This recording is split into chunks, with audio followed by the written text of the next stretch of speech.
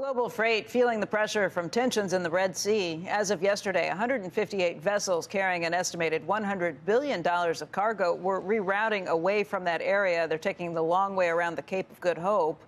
Along with other nations, the United States is putting together a force to try and protect that waterway. The question is, will it work? And joining us right now is Michael O'Hanlon. He's the Philip H. Knight Chair in Defense and Strategy at the Brookings Institution. And, Michael, what do you think? Is this effort going to be enough to protect things and allow shipping to continue? Good morning, Becky, and happy holidays. I think there's a good chance that it can do quite well. The Houthis, unfortunately, are supplied by Iran with a lot of weaponry, and they've fired many hundreds of missiles and drones into Saudi Arabia over the years at various times. So they have more of a cache of these kinds of weapons than you might expect for a group that's, not otherwise well-resourced.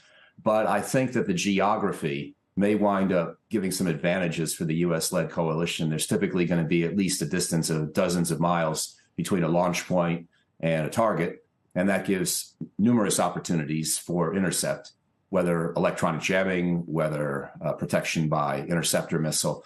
And so we'll have to see how it plays out and just how regular the presence can be for these battleships and how good their missile defense systems are, because not all are going to be equally up to the state of the art with the United States' best systems. But I think there's a decent chance that this could offer pretty good protection. And my guess is that over time, shipping really can resume normally. But, you never want to sound too optimistic in these kind of situations. So we'll have to see how it plays out.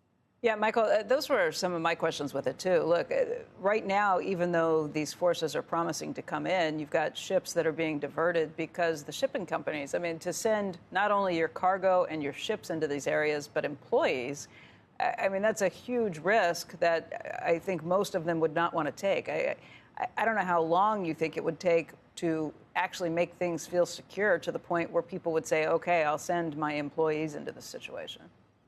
Yeah, it's a good question, Becky. I think that it could be a matter of weeks. If I'm right, that there is a decent chance of offering pretty good protection here, and that will become apparent as some ships start to go through and make it through safely, which would be my prediction.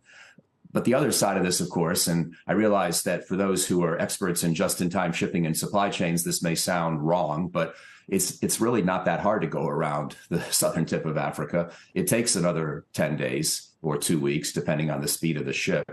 But as we know, moving across oceans is not that expensive compared to making products and loading them up and taking them off ships. So in a way, the fact that people are rerouting is an indication of the alternative they have, which is not that bad. Now, again, that 10 days to 2 weeks can be, crucial under certain circumstances, but the shipping cost itself is not going to grow astronomically. No, I think the bigger issue is that something like 30% of the world's shipping goes through that area. And if you're rerouting them and adding, let's say, 10 days to 2 weeks onto every one of them, there's no longer enough ships to get through. So you start to feel a crunch in the supply chain again. And prices go up pretty astronomically, too. I guess the other question, just from the geopolitical concerns on all of this, is yesterday we had Admiral Stavridis on, and he said he agrees with you. He thinks we can get this under control. He was there in the Red Sea and was responsible for going after those Somali pirates about 10 years ago when they were taking over things.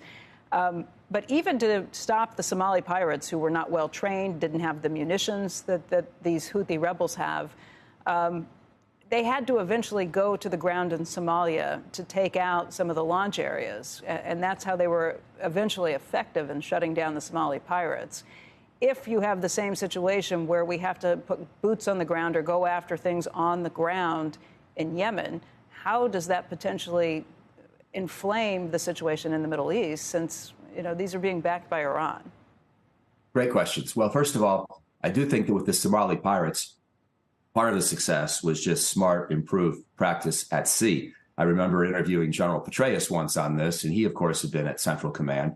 And he pointed out that some of the things people had to learn to do were just to go faster when they were being approached by pirate ships and pull up their ladders so that they were not easily boardable. And so he and Admiral Stavridis and others did solve this problem. And you're right that the strike against territorial home bases for the pirates was part of it. But I don't think it was the exclusive or necessarily even the principal thing. But pivoting to this issue, I think if we strike some targets within Yemen out of necessity, I don't think that's going to inflame the broader Middle East in anything close to the same scale to what we're seeing now. in the broader Palestinian Gaza region may do so.